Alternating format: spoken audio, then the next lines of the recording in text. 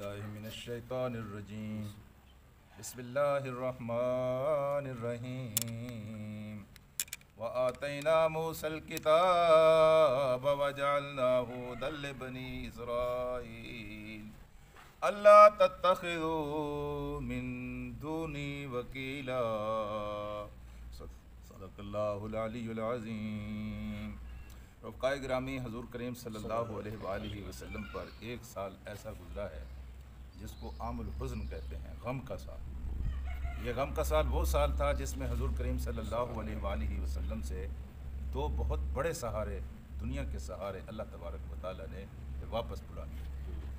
ایک بہت بڑا سہارا آپ کا حضرت خدیجۃ الکبریٰ رضی اللہ تعالی عنہا، اور ایک بہت بڑا سہارا آپ کے چچا حضرت ابو طالب۔ یہ دونوں رکاوٹیں جب راستے سے ہٹیں تو اس کے بعد دلیر ہو گئے دشمن، اور وہ اس بات کے پر انہوں نے فیصلہ کر لیا کہ اب اللہ کے رسول کو راستے سے ہٹانے کے لیے قتل کر دیں گے، راستے سے مستقلاً ہٹا دیں گے۔ بالکل اس کی عملی طور پر اس کی پریکٹس بھی کی جانے لگی، منصوبے بھی بنائے جانے لگے کہ کس طرح اللہ تعالیٰ کے رسول کو راستے سے ہٹا دیا جائے، کیونکہ اس کے علاوہ سارے حربے وہ استعمال کر چکے تھے، کوئی ایک حربہ بھی کارگر ثابت نہیں ہو رہا تھا جس سے اللہ کے رسول اپنی دعوت دینے سے باز آ جائیں، یا اللہ تبارک و تعالیٰ کے رسول کی دعوت کے راستے میں کوئی رکاوٹ کھڑی کر دی جائے جس کی وجہ سے یہ دعوت رک۔ اس اثناء میں اللہ تعالیٰ نے فیصلہ کیا ہے کہ محمد رسول اللہ صلی اللہ علیہ وسلم کو معراج کا سفر کیا جائے، تاکہ آپ وہ ساری نشانیاں اور ساری آیات دیکھ لیں،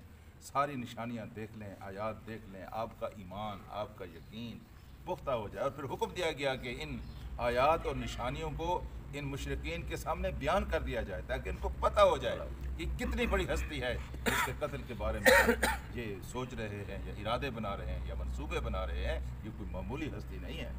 پھر انہیں کل کے سبق میں آپ نے سنا تو انہیں تصدیق بھی کر لی تھی کہ اللہ تبارک و تعالیٰ نے کس طرح محمد رسول اللہ صلی اللہ علیہ وسلم کو معراج کا سفر کرایا، کس طرح بیت المقدس کا منظر آپ نے بیان فرمایا، کس طرح آپ نے اس راستے کے قافلے کی ان کو خبر دی۔ یہ قسم کی دھاک تھی جو ان کے ذہنوں پر بیٹھ گئی۔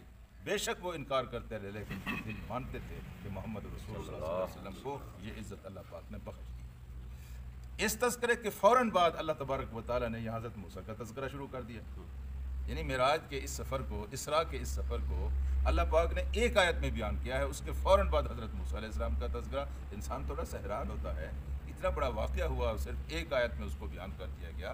حقیقتاً سفر معراج کے ساتھ حضرت موسیٰ علیہ السلام کی کہانی جڑی ہوئی ہے، اس لیے کہ مسجد اقصیٰ کا ذکر ہوا تھا، اور مسجد اقصیٰ وہ مسجد ہے جہاں سے بنی اسرائیل کے عروج و زوال کی داستان وابستہ ہے، یہاں سے ان کا عروج ہوتا ہے، یہاں پر ان کا زوال ہوتا ہے۔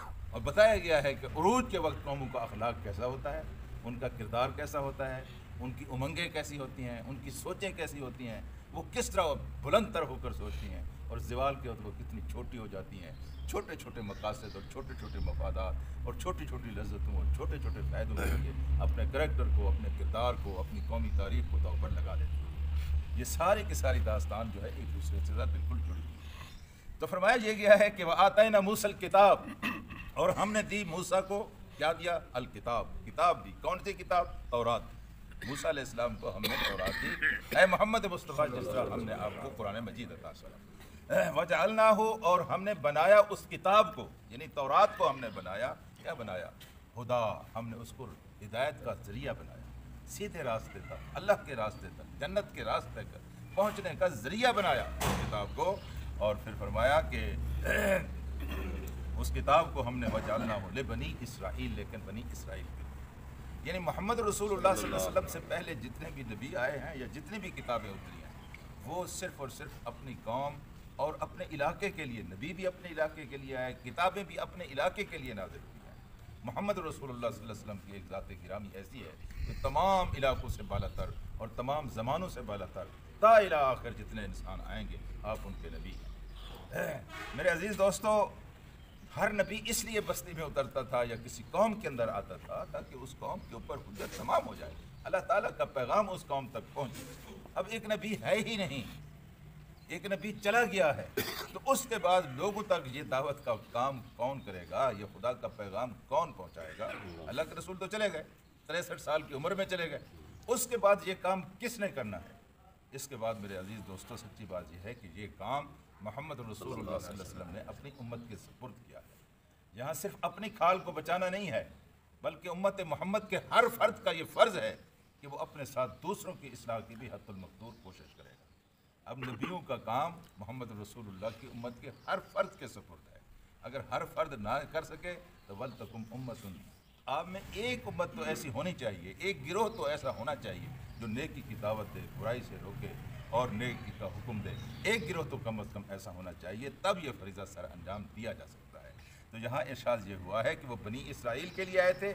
پیغام کیا تھا؟ اچھا جی، یہ سارے نبیوں کا یہی پیغام ہے، سارے کتابوں کا یہی خلاصہ ہے۔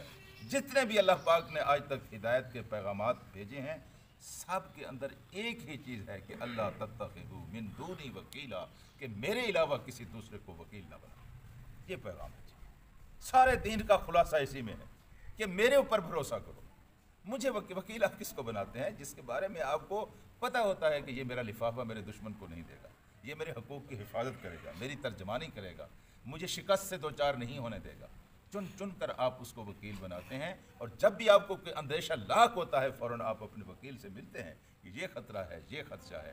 اللہ تبارک و تعالیٰ فرماتے ہیں کہ آپ مجھے وکیل بناؤ، اپنی ہر بات مجھ سے شیئر کرو، اپنا ہر دکھ سکھ مجھ سے بانٹو، اپنے ہر اس طرح یہ جس پر زیادہ اعتماد ہو۔ کسی مشکل کے وقت انسان اسی کی طرف رجوع کرتا ہے، اپنی بیوی سے مشورہ کرتا ہے، اپنے بیٹوں سے مشورہ کرتا ہے، اپنے حقیقی دوستوں سے مشورہ کرتا ہے۔ جو بات کسی سے نہیں کہہ سکتا اس سے کہتا ہے جس کے اوپر اعتماد اور بھروسہ ہو۔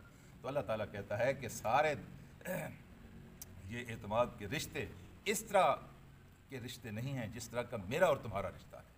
مجھ سے اگر تم اس طرح کی شیئرنگ کرنا شروع کر دو گے، کسی مقام کے اوپر تمہیں شکست نہیں آئے گی، کیونکہ مجھ سے طاقتور بھی کوئی نہیں ہے، مجھ سے زیادہ سیانہ بھی کوئی نہیں ہے، مجھ سے زیادہ مہربان بھی کوئی نہیں ہے۔ تو اس لیے تم میرے ساتھ یہ تعلق رکھو کہ تم مجھے اپنا وکیل بنا لو، کسی مقدمے میں کسی بات میں تمہیں پھر شکست نہیں ہوگی۔ اللہم صلی علی سیدنا و مولانا محمد۔